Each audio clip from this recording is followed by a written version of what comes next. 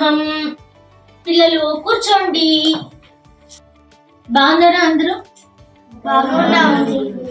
Okay.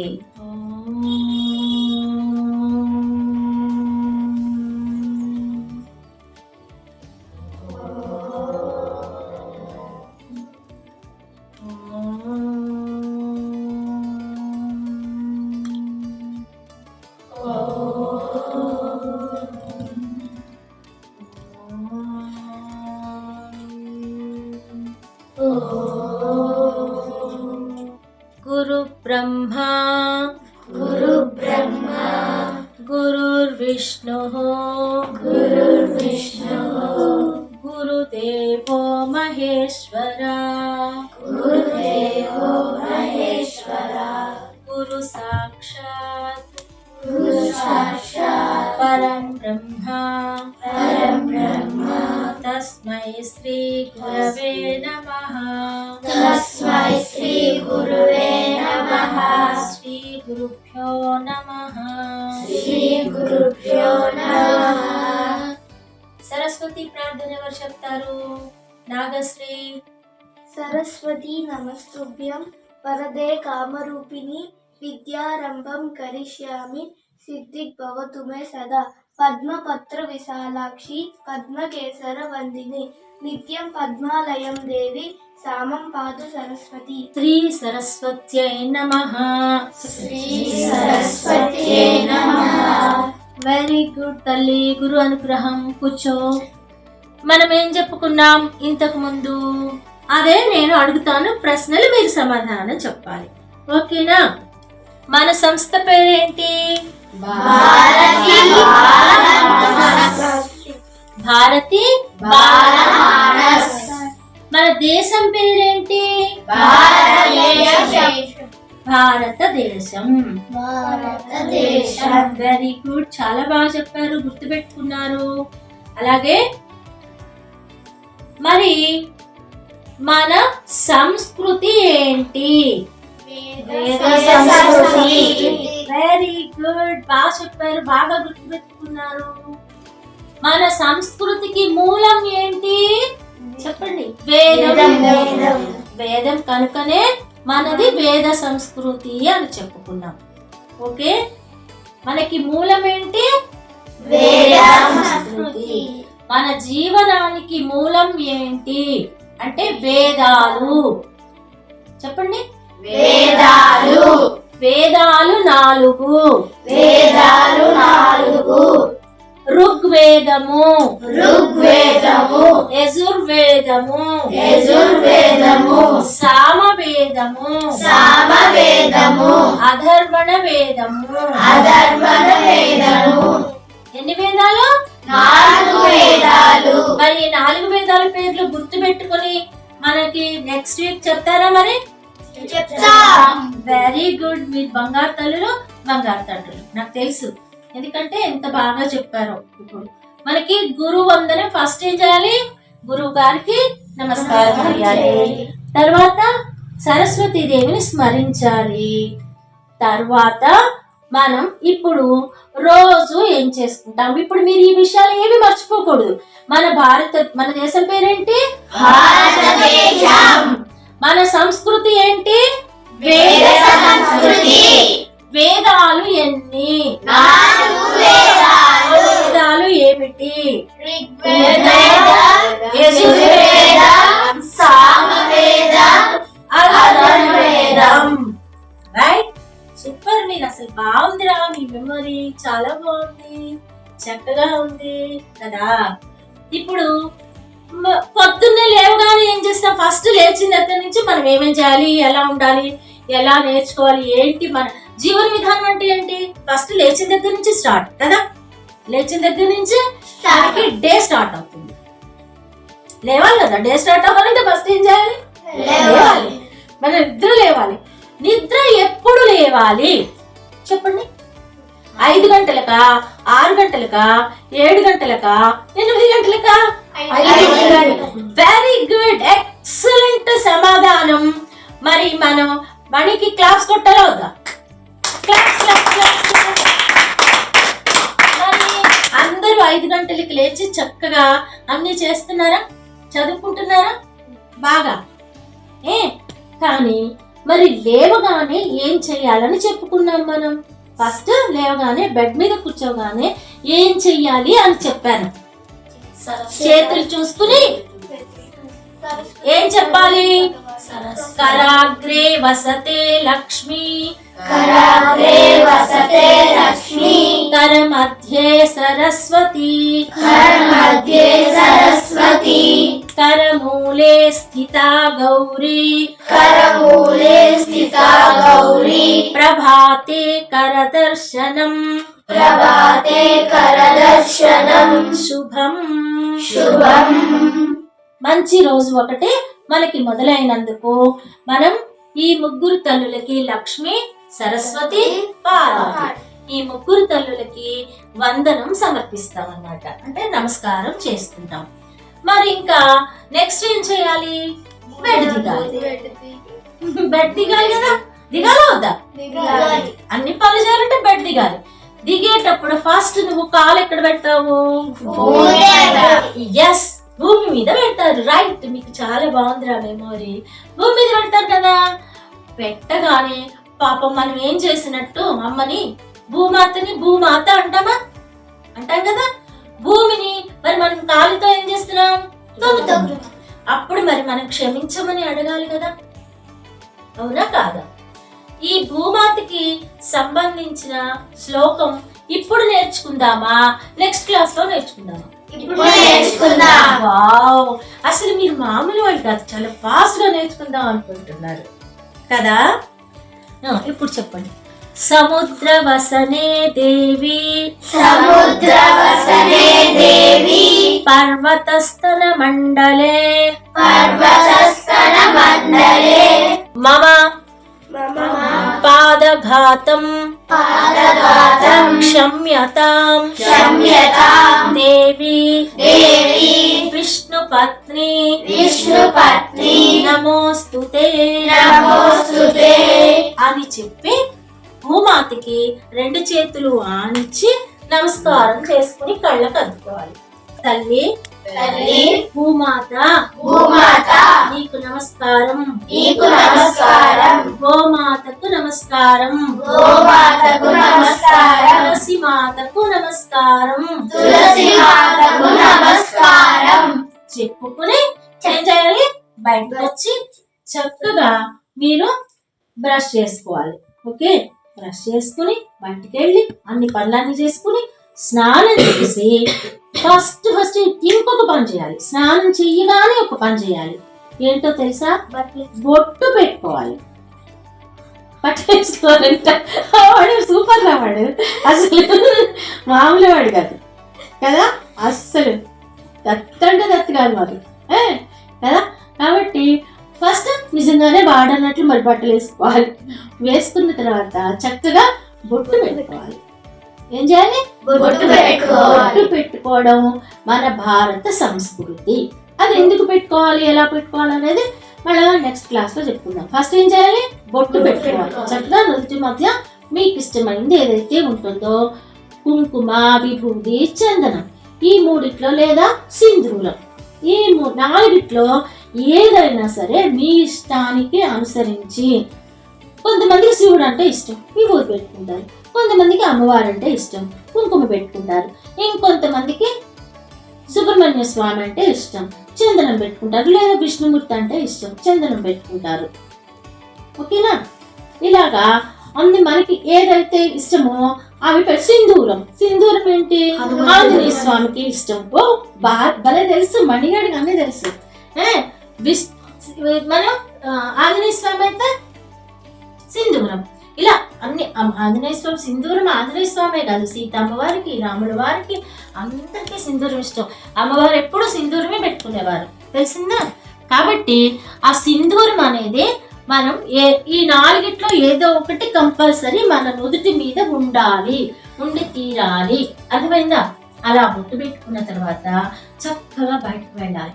వెళ్ళగానే ఎవరు కనిపిస్తారు మనకి ఆకాశంలో? ఎంతో బాగా చెప్తున్నారు. అసలు మీరు మామూలు వాళ్ళు కాదు, నిజంగా చెప్తున్నారు కదా. అసలు మీకు అన్నీ తెలుసు, మీకు చెప్పడం చాలా తేలిక. కాబట్టి సూర్యుడు మనకి ప్రత్యక్ష భగవానుడు. మనకేంటి? ప్రత్యక్ష భగవానుడు. సూర్యుడికి నమస్కారం చెయ్యాలి అంటే కుల మత వర్ణ భేదాలు ఏవీ లేవు. ఎందుకంటే సూర్యుడే మనకి ఆహారాన్ని ఇస్తాడు. సూర్యుడి వలననే చెట్లు మనకు తెలుసు కదా, మీరు సైన్స్ లో చదువుకోవట్లా కిరణ సంయోగ క్రియ జరుగుతుంది.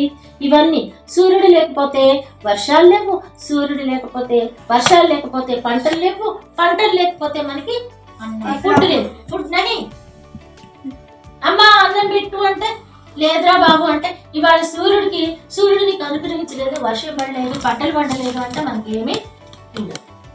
కాబట్టి మనందరం ఏం చేయాలి? సూర్యుడికి ఫస్ట్ నమస్కారం. ఓ పెద్ద పెద్ద వాళ్ళు, మునులు, ఋషులు వీళ్ళంతా సూర్యోపాసన అనే ఒక పెద్ద కార్యక్రమాన్ని వేద సంస్కృతికి అనుసరించి వాళ్ళు అలా చేస్తూ ఉంటారు. మనకి అవన్నీ రావు కదా, అవునా? మనకి అవన్నీ వచ్చా? రాదు కదా. కాబట్టి చక్కగా సూర్యుడి ఎదురు నిలబడి నమస్కారం చేసుకోవాలి. ఏమని చెప్పాలి? సూర్యుడిని నిత్యం చెప్పాలంటే మనకి ఒక మంచి బెస్ట్ ఫ్రెండ్ అన్నమాట. ఫస్ట్ బెస్ట్ ఫ్రెండ్, తర్వాత గాడ్, గురువు అన్ని. అసలు నిజంగా సూర్యుడు ఆంజనేయ స్వామికి ఎన్ని విద్యలు నేర్పాడో తెలుసా? అవన్నీ మనం కథల్లో చెప్పుకుంటాం. అవన్నీ మనం నేర్చుకోవాలి కదా. మరి మనకు కూడా ఎవరికన్నా సూర్యుడికి చెయ్యాలి అని ఇష్టం ఉందనుకో, అప్పుడు మన సూర్యుడికి చిన్న చిన్నగా సూర్యుడి శ్లోకాలు, స్తోత్రాలు అన్ని నేర్చుకోవచ్చు. కాబట్టి సూర్యుడు అంటే ఇష్టం లేని వాళ్ళు ఎవరు ఉంటారా? ఇవాళ సూర్యుడు రాకపోతే మబ్బు పడుతుంది, వర్షం వస్తుంది, కరెంటు పోతుంది, టీవీ ఉండదు, ఏముండదు. కాబట్టి మనం ఫస్ట్ చక్కగా సూర్యుడు రాగానే సూర్యుడా చక్కగా నీకు సమానంగా మాకు వెలుగునివ్వు తండ్రి, సూర్యనారాయణమూర్తి నీకు నమస్కారం అని చెప్పాలి. చక్కగా ఇలా 2 చేతులు పైకెత్తి ఇలా నమస్కారం చేయాలి. ఒకసారి సూర్యుడికి ఎలా నమస్కారం చేయాలి అనేది మనం ఎవరు చెప్తారు? దత్తు కమాన్ దత్తు, ఇక్కడ నిలబడు. 2 చేతులు పైకి పెట్టాలి, శాంతం పైకి పెట్టాలి. అలాగా అటు నా వైపు కాదు, సూర్యుడి వైపు కొంచెం తల పైకెత్తి సూర్యుడి వైపు చూడు. 2 కాళ్ళు చక్కగా దగ్గరకు పెట్టాలి. వెన్నుపూస ఇలా నిలబడాలి, తల పైకెత్తాలి, చేతులు ఇంకా పైకి స్ట్రైట్ గా రావాలి. మో చేతులు రైట్. దీన్ని యోగాలో నమస్కార ముద్ర అంటారు. తెలిసిందా? మీరు యోగా చేస్తున్నట్టు సూర్యుడికి నమస్కారం పెడితే ఏం చేస్తున్నట్టు? సూర్యుడికి సంబంధించిన నమస్కారం పెట్టేటప్పుడు ఏం చేయాలి అనేది నెక్స్ట్ క్లాస్ లో ఏ మంత్రం చదువుకోవాలో చెప్తున్నాను. ఓకేనా? ఇలాగా నమస్కారం పెట్టాలి. అర్థమైంది కదా? సూర్యుడికి ఎలా నమస్కారం పెట్టాలో ఇప్పుడు మీ అందరికి వచ్చింది. మన దత్తుబాబు చూపించాడు. Okay right. దత్తుబాబుకి థ్యాంక్స్ చెప్పండి, అందరు క్లాప్స్ కొట్టండి. దత్తుబాబు గురుగ్రహం వెళ్ళమ్మా, కూర్చో. రైట్. ఇప్పుడు దత్తుబాబు మనకి నమస్కారం, సూర్యుడికి నమస్కారం పెట్టుకున్న తర్వాత ఇంకా మన హోంవర్క్ చేసుకుంటాం, మన పనులన్నీ చేసుకోవాలి. చేసుకుని చక్కగా అమ్మ పెట్టిన టిఫిన్ తినాలి. బయట ఫుడ్ అసలు తినొద్దు. పిజ్జాలు, బర్గర్లు అమ్మ అస్సలు మనకు కానే కాదు. అమ్మ చేసే ఇడ్లీ, అమ్మ చేసే గార, అమ్మ చేసే పులిహార, అమ్మ చేసే చపాతి. వీడి చపాతి అంటే ఇష్టం కాబట్టి చపాతి, ఇంకా అన్ని అన్నమాట. మంచివన్నీ తినాలి పొద్దున పూట.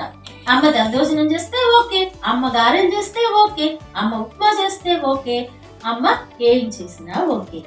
ఎందుకో తెలుసా? అమ్మకి మన ఆరోగ్యం జాగ్రత్తగా చూసుకోవడం బాగా తెలుసు. అమ్మ ఇస్ ద హోమ్ డాక్టర్. అమ్మ ఎవరు? Home doctor. ఎస్. అంతకన్నా ముందు మనము అమ్మ నాన్నకి మీరు లేచిన తర్వాత భూమాతకి నమస్కారం చేసినట్టే అమ్మకి నాన్నకి కూడా పాదాలకి నమస్కారం చెయ్యాలి. ఇది మన వేద సంస్కృతిలో మూలమైన విషయం. అందరూ ఎందుకు గొప్పవాళ్ళు ఎవరో తెలుసా? రాముడు, కృష్ణుడు, ఇంకా చాలా పెద్ద వాళ్ళందరూ ఉన్నారు కదా, గురువులు, వీళ్ళంతా ఎందుకు అంత గొప్పవాళ్ళు అయ్యారో తెలుసా? తల్లి తండ్రి ఆశీస్సుల వల్ల. ప్రతిరోజు తల్లికి మనం నమస్కారం చెయ్యాలి, అమ్మకి మనం నమస్కారం చెయ్యాలి. ఈ రోజు మనం 2 శ్లోకాలు నేర్చుకున్నాం. ఒకటేంటి? కరాగ్రే వసతే లక్ష్మి. 2 భూమాత గురించి నేర్చుకున్నాం కదా. ఆ భూమాత గురించిన శ్లోకం నేర్చుకున్నాం. ఇప్పుడు మనం ఒక సూక్తి నేర్చుకుందాం. తెలిసిందా? సూక్తి ఏంటో తెలుసా? మొట్టమొదటి సూక్తి ఏంటో తెలుసా? తల్లిని మించిన దైవం లేదు, తల్లిని మించిన దైవం లేదు, తండ్రిని మించిన గురువు లేరు, తల్లిని మించిన గురువు లేరు. ఇప్పుడు అర్థమైందా? తల్లి తండ్రి ఎంత గొప్ప వాళ్ళు. అమ్మ చూడండి, మనని కడుపులో 9 నెలలు ఉంటాం. అమ్మ కడుపులో మన కోసం ఎంతో కష్టపడుతుంది, ఆయాసపడుతుంది, నొప్పులు పడుతుంది, బాధపడుతుంది. మనం బయటకు వచ్చిన తర్వాత మీ చిన్నప్పుడు మీకు ఏం తెలియదు, ఇది తెలియదు కదా. అమ్మ పాప ఎన్ని సంవత్సరాలు గడిగింది? 5 years వచ్చే వరకు కడుపుతూనే ఉంది. అవునా? అమ్మ దగ్గర పాలు తాగం. ఇప్పుడు కూడా అమ్మ మీకు జడలేయాలి, అమ్మ మీకు స్నానం, అమ్మాయికైతే అమ్మ మీకు జడలేయాలి, బొట్లు పెట్టాలి, అన్ని మిమ్మల్ని అలంకరించాలి. అబ్బాయిలకైతే స్నానం చేయించాలి, అన్నం తినిపించాలి, అన్నీ చెయ్యాలి. నాన్న ప్రతిదీ నాన్నే ఇవ్వాలి. కాబట్టి మొట్టమొదట దైవాలు ఎవరు మనకి? అమ్మ, నాన్న, తల్లి, తండ్రి. మన సూక్తి ఏంటి? వాళ్ళు నేర్చుకున్న సూక్తి ఏంటి? తల్లిని మించిన దైవం లేదు, తండ్రిని మించిన గురువు లేరు. ఇప్పుడు మన వేద సంస్కృతికి అనుసరించి ఫస్ట్ ఎవరిని మనం నమస్కరించాలి? తల్లిని, అవునా? తర్వాత తండ్రిని, ఆ తర్వాత ఇంకొకళ్ళు ఉన్నారు. ఎవరో తెలుసా? గురువుని. ఇంకా ఆ తర్వాత ఎవరు అంటే అతిథిని. ఈ నలుగురిని గౌరవించటం మన భారతీయ సంస్కృతి సంప్రదాయం, వేద సంస్కృతి కూడా. దీనికి సంబంధించిన ఒక చిన్న శ్లోకం చెప్పుకుందాం. ఇందాక ఏం చెప్పుకున్నాం? 2 శ్లోకాలు చెప్పుకున్నాం. ఇప్పుడు ఇది పద్యం ప్లస్ శ్లోకం. చూడండి. మాతృదేవో భవ, మాతృదేవో భవ, పితృదేవో భవ, పితృదేవో భవ, ఆచార్య దేవో భవ, ఆచార్య దేవో భవ, అతిథి దేవో భవ, అతిథి దేవో భవ. ఈ నలుగురికి కూడా మనం రోజు నమస్కారం చేస్తాం. అమ్మ నాన్నకైతే లేవగానే చక్కగా పాదాలు పట్టుకుని అమ్మ ఎక్కడుందో ఎత్తుకోవాలి. పోయి ఫస్ట్ వంటింట్లో పనిచేస్తూ ఉంటుంది కదా, అక్కడికి వెళ్ళి అమ్మ అని దండం పెట్టాను అనుకోండి, ఎంత వండరైపోతుందో తెలుసా. రేపు నుంచి మీరు ఆ పని చేయాలి. పొద్దున్నే లేవగానే ఏం చేయాలి? బ్రష్ చేసుకుని చక్కగా వెళ్ళిపోయి అమ్మ దగ్గరికి వెళ్ళిపోయి దండం పెట్టేసుకుంది. బ్రష్ అయిపోయినా పర్లా, ఫస్ట్ లేవగానే తల్లికి పాదాలకి నమస్కారం చేస్తాం. భూమికి నమస్కారం చేసుకుంటారా? బాబా అమ్మ నా బ్రష్ అనుకుంటే వెళ్తారు కదా, వెళ్తారా? వెళ్ళినప్పుడు అమ్మ బ్రష్ ఇచ్చేటప్పుడు మీరు ఏం చేయాలి? టక్మని వంగి అమ్మ కాలి దండం పెట్టారు. అసలు వంట అయిపోతుంది అనమాట. అమ్మ ఏంటన్నా మౌనం అతంటున్నా, అసలు ఏ చచ్చే ప్రేమ అమ్మకి, అవునా? ఇంకా ప్రేమ పొంగిపోయి మీరు ఏదడుగుతారు? If you want anything she will give immediately. అమ్మ ఆ రోజు ఇడ్లీ చేద్దాం అనుకుంది, నేను నమస్కారం చేద్దాం అనుకో, అమ్మ నాకు ఇడ్లీ వద్దాం, నాకు పూరి కావాలంటే అన్నీ చేసేస్తుంది. అలా అని దొంగ వేషాలు వేయకూడదు. అలా అని దొంగ నిజంగా ప్రేమతో నమస్కారం చేయాలి, అంతేగాని లంచాల కోసం కాదు. ఎందుకు? తల్లిని మించిన దైవం లేదు కాబట్టి. అలానే నాన్నగారి కాళ్ళకు కూడా దండం పెట్టాలి. ఓకే, ఎందుకంటే వాళ్ళిద్దరు. దీనికి సంబంధించిన ఒక చిన్న పద్యం చెప్పుకొని చక్కగా ఒక పాట చెప్పుకుందాం. ఓకే, దీనికి సంబంధించిన ఒక పద్యం ఇది మీరు అందరూ బాగా కంటగా పట్టాలి. జంజాల పాపయ్య శాస్త్రి గారని, కరుణశ్రీ ఆయన పేరు. ఆయన రాసిన తెలుగు బాల పద్యాలు. ఎందుకు నేర్చుకోవాలంటే మనం ఎక్కడి వాళ్ళం? తెలుగు బాలలం, అవునా? కాబట్టి తెలుగు బాల పద్యాలు నేర్చుకోకపోతే బాగుంటుందా? బాగోదు కదా. కాబట్టి నేర్చుకోవాలి. నేర్చుకోవాలి. కాబట్టి మనం ఏం చేయాలో ఈ పద్యంలో కూడా వచ్చేస్తుంది మనకి. ఓకేనా?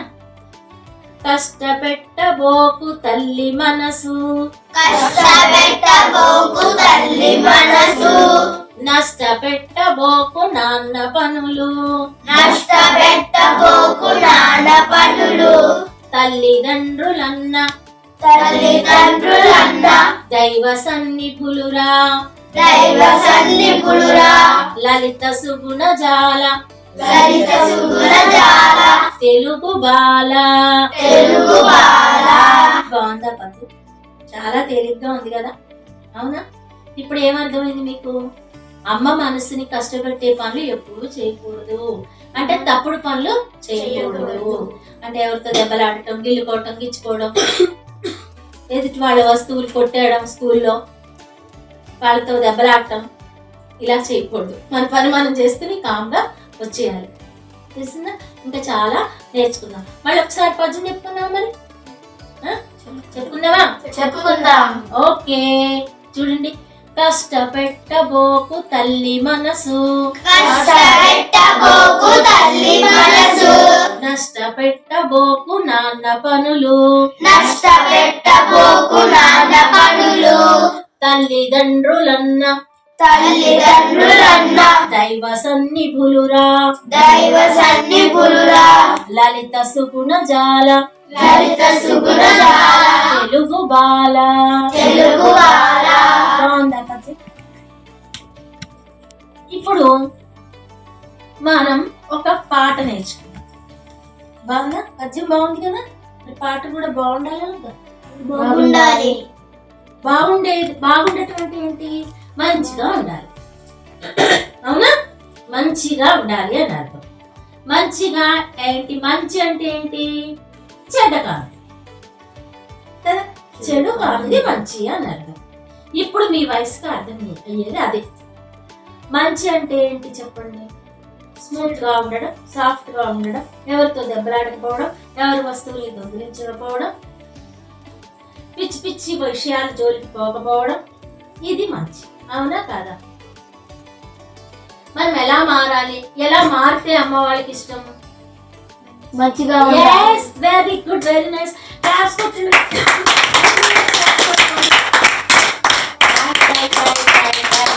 Very good అబ్బాయి. ఇంత మంచి వాళ్ళు దొరికారే నాకు కదా, ఇంత మంచి వాళ్ళు దొరికారో. కాబట్టి ఇంత మంచి వాళ్ళకి ఒక మంచి పాట చెప్పుకుందామా? చెప్పుకుందాం. నేను చెప్పినట్టు మీరు చెప్తారు కదా, చూడండి.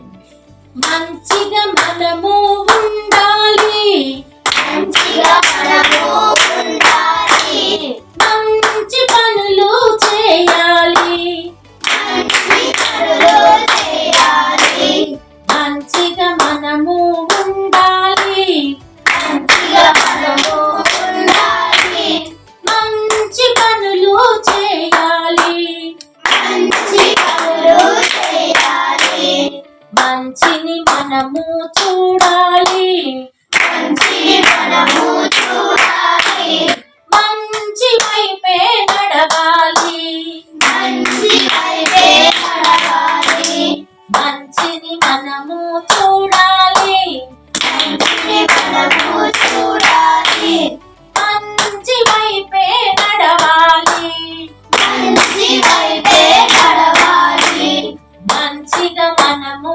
మారాలి, మంచిగా మనము మారాలి, మంచిని మనము పెంచాలి, మంచిని మనము పెంచాలి, మంచి పనులు చేయాలి, మంచి పనులు చేయాలి, మంచిని మనము పంచాలి, మంచిని మనము పంచాలి, మంచిగా మనము ఉండాలి, మంచిగా మనము ఉండాలి, మంచి పనులు చేయాలి, మంచి పనులు చేయాలి, మంచిని మనము చూడాలి, మంచిని మనము చూడాలి, మంచి వైపే నడవాలి, మంచి వైపే నడవాలి, మంచిని మనము పంచాలి, మంచిని మనము పంచాలి, మంచిని మనము పెంచాలి, మంచిని మనము పెంచాలి, మంచిగా మనము ఉండాలి, మంచిగా మనము ఉండాలి, మంచి పనులు చేయాలి. మంచి పనులు చేయాలి. రైట్. ఇప్పుడు మంచిగా ఉండాలో అర్థం మనం ఉండాలి. మంచి అంటే ఏంటో అర్థమైందా కదా? ఓకే, అర్థమైంది కదా. ఇప్పుడు మనం ఎలా ఉండాలి? మంచిగా ఉండాలి, ఇంకా మంచి ఇంకా మంచి ఇంకా మంచి అనేది ఇంకా మంచిగా మారాలి, ఇంకా మంచిగా మారాలి, ఇంకా మంచిగా మారాలి. ఓ రోజుకొక మనకి చాలా బ్యాడ్ హ్యాబిట్స్ ఉంటాయి ఓల్డ్ బ్యాడ్ హ్యాబిట్స్ ఉంటాయి. కానీ అవన్నీ రోజు ఒకటి మార్చేసుకుంటూ వదిలిచ్చేసుకుంటూ మనం మంచిగా మారిపోవాలి అన్నారు. బాగుందా? బాగుందా పాట? నేర్చుకుంటారా? పాడతారా అందరూ? మీరు పాట వినిపించారు, రాగానే పాట వినిపించారు. ఇప్పుడు చెప్పండి, మనం నేర్చుకున్న సూక్తి ఏంటి? తల్లిని మనం నేర్చుకున్న పాట మంచి పాట. అర్థమైందా? మనం నేర్చుకున్న పద్యం తెలుగు బాల పద్యం. ఎవరి గురించి? అమ్మ గురించి. మరి ఇప్పుడు మనం ఏం చేయాలి? ఒక కథ చెప్పుకోవాలి. ఒక కథ చెప్పుకోవాలి. ఇందాక ఎవరో అన్నారు, ఆంజనేయ స్వామి అంటే ఇష్టం, ఆయనకి సింధూరం పెట్టుకుంటాం కదా అని ఎవరో గుర్తు చేశారు. ఆంజనేయ స్వామి కథ చెప్పుకుందామా? ఏం చేశాడో చెప్పుకుందామా? ఓకే. ఆంజనేయ స్వామి బాగా భక్తుడు. ఎవరికి? Very good. మీకు ఇన్ని తెలుసు అంటే ఎలా తెలుసు? కానీ మీకు అమ్మ చెప్పింది కదా. స్కూల్లో టీచర్ చెప్పారా? అమ్మ చెప్పారా? నాన్న చెప్పారా? ఎవరైనా చెప్తుంటే విన్నారా? పాఠాలలో వచ్చాయా? Very good. అలాంటి పాఠాలన్నీ మనం బాగా నేర్చుకోవాలి. ఓకేనా? అలాగా ఆంజనేయ స్వామి కథ చెప్పు. Okay right. చెప్పుకుందాం అని వాళ్ళ చేతులెత్తి. ఓ, అందరికీ కథలు ఇష్టమే. రైట్. ఓకే.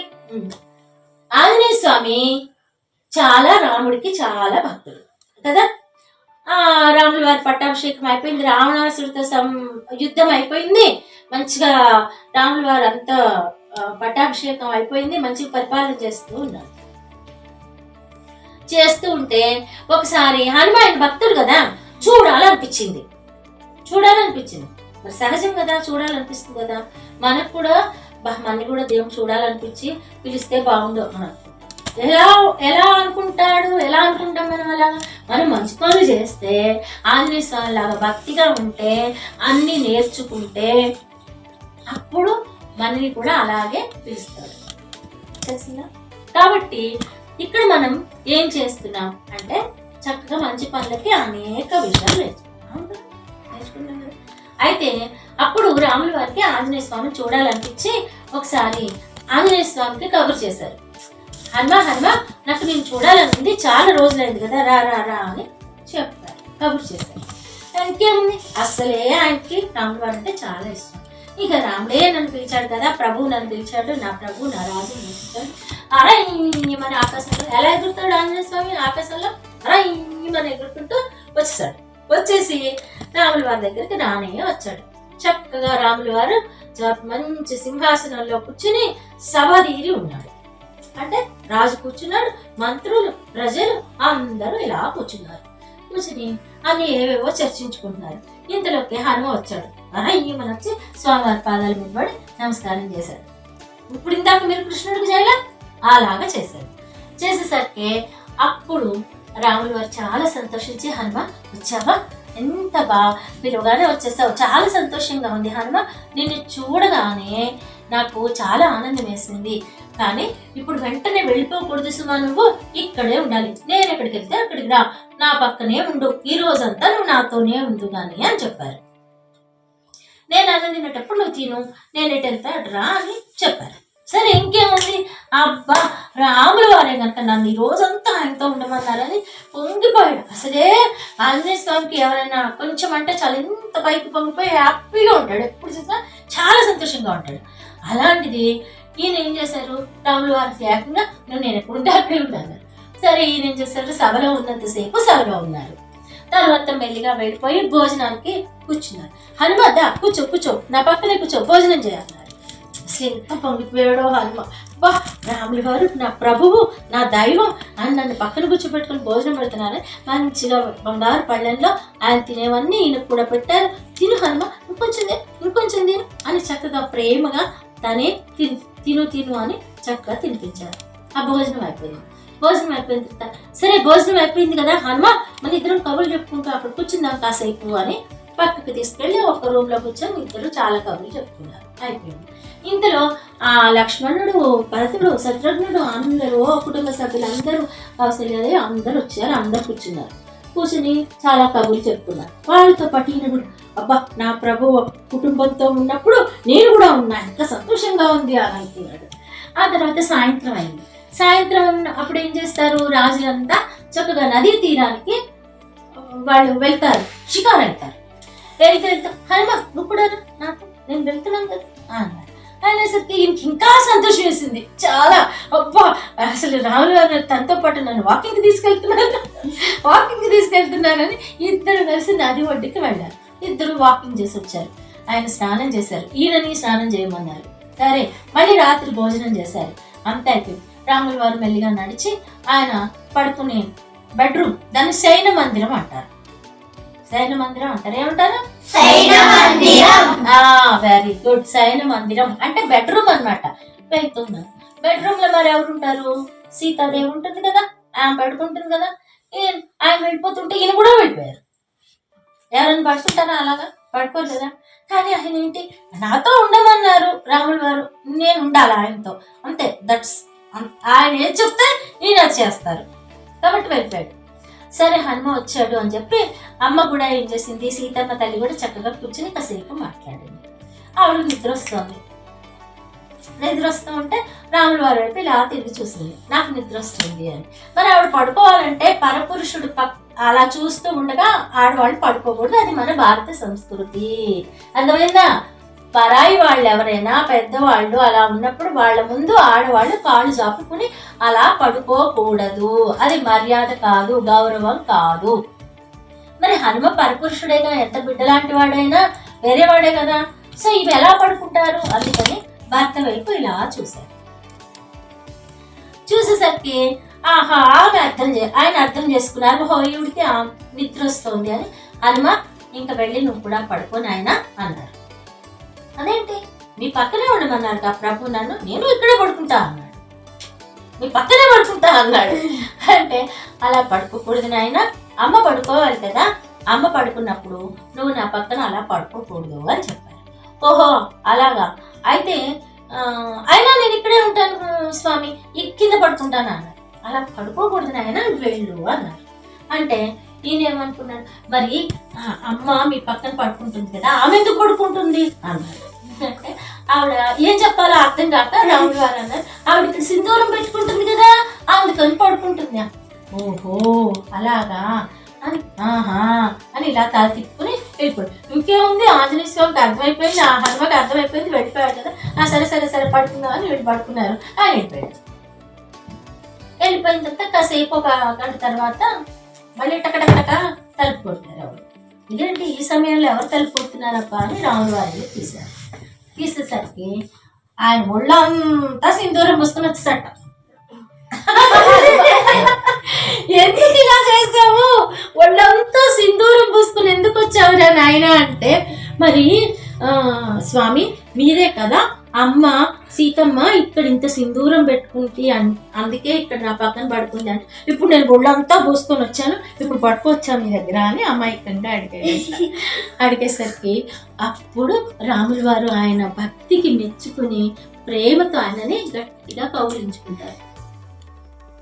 చూసారా ఎప్పుడన్నా రాముల వారు హనుమని కౌగిలించుకున్న ఫోటో చూసారా? చాలా చోట్ల ఉంటుంది కదా, ఊళ్ళల్లో ఉంటుంది, మన ఇళ్లలో కూడా చాలా మంది పెట్టుకుంటారు కదా. అలా హనుమని గట్టిగా ఆలింగనం చేసుకుని అంటే కౌగిలించుకుని, హనుమ నీ భక్తికి నేను ఎంతో మెచ్చాను కనుక నీకు ఎవరైతే సింధూరపు, నువ్వెప్పుడూ కలియుగం అంతా కూడా నువ్వు సింధూరపు రంగులోనే హాయిగా ఉండు, ఇది ఒక వరం. అంతేకాకుండా నీకు ఎవరైతే సింధూర సేవ చేస్తారో అంటే నీకు సింధూరం పూసుకోవటానికి ఎవరైనా ఒంటి నిండా సింధూరం పూసుకోవటానికి నీకు ఎవరైతే సింధూరం ఇస్తారో లేదా నీకు సింధూరం పూసి సేవ చేస్తారో వాళ్ళకి సకల సౌభాగ్యాలు వస్తాయి. నీకు సింధూర సేవ చేసిన వాళ్ళకే సకల సౌభాగ్యాలు అందుతాయి అని రాముల వారు వరం ఇచ్చారంట హనుమకి. అప్పుడు హనుమ చాలా సంతోషపడిపోయినాడు, అలా వెళ్ళిపోయినాడు. చూసారా రాముడు అంటే హనుమకి ఎంత భక్త చూసారా. ఎప్పుడు రాముడి పక్కనే అంటే దేవుడి పక్కనే ఉండాలని కోరుకోవడమే నిజమైన భక్తి. హనుమది మూఢభక్తి అయినా కూడా హనుమ చాలా చాలా చాలా గొప్పవాడు, మంచివాడు. అందుకే రాముడితో సమానమయ్యి దేవుడైపోయినాడు. మొదట ఎవరు? త్రేతాయుగంలో ఎవరు? భక్తుడే. కానీ కలియుగం వచ్చేసరికి మనకేమైనాడు? దేవుడైనాడు. ప్రతి రామాలయంలో హనుమతి కూడా ఒక విగ్రహం ఉంటుంది. అసలు అంతేకాకుండా హనుమకి బోలెడన్ని గుడులు ఉన్నాయి. ప్రతి చోట మనం వెళ్ళే రహదారుల్లో కూడా పెద్ద పెద్ద హనుమ విగ్రహాలు పెడతారు. కారణం ఏంటో తెలుసా? హనుమలాగా మనం కూడా జీవించాలి అని. అంత భక్తితో, పరమ భక్తితో, అంత శక్తితో, అంత యుక్తితో. ఇంకా హనుమ కథలు బోలెడు ఉన్నాయి, మళ్ళీ చెప్పుకుందాం. Okay, right. బాగుందా? నచ్చిందా? నచ్చింది. మరి ప్రతి వారం చక్కగా వస్తారా? తప్పకుండా వస్తాం. Very good. మరి ఇప్పుడు మనం ఏం చేద్దాం? స్వస్తి చెప్పుకుందామా? సతో మా సద్గమయ అసతో మా సద్గమయ తమసో మా జ్యోతిర్గమయ తమసో మా జ్యోతిర్గమయ మృత్యోర్మా అమృతంగమయ మృత్యోర్మా అమృతంగమయ. ఓం శాంతి శాంతి శాంతి. ఓం శాంతి శాంతి శాంతి.